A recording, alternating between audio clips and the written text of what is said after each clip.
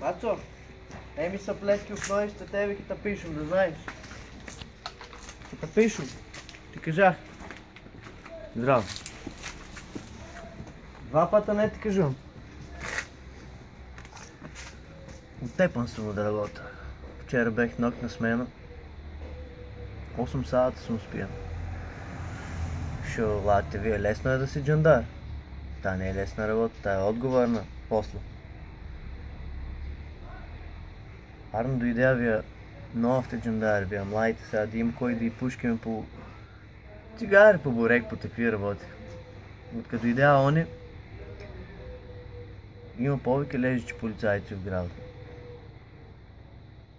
И не е лесна работа. Значи, дневно по 10 клетви ти идат на твоя душа. Например, Господ ке те казне, ке те пише тебе Господ. Не е. Нека се научат и дечката малци как трябва да одева работа. Само не знам кой е по-изплашен, дали народът или вие новите джандари. Кратка църти. Комшо, ело бе скарата направих.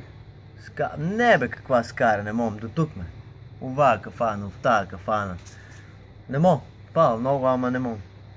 И плюс не им дават ни да платим на сак, людите на сакат нас много, напощуват.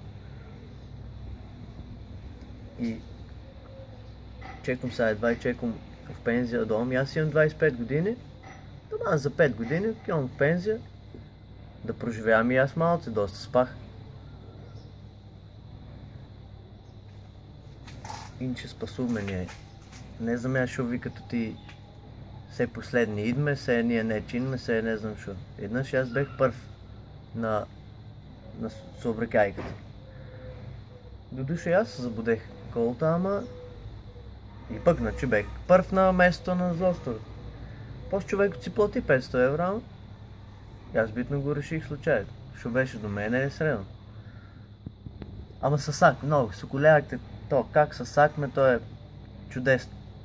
Значи всеки направят, за да им направя мабет. Я пред някой ден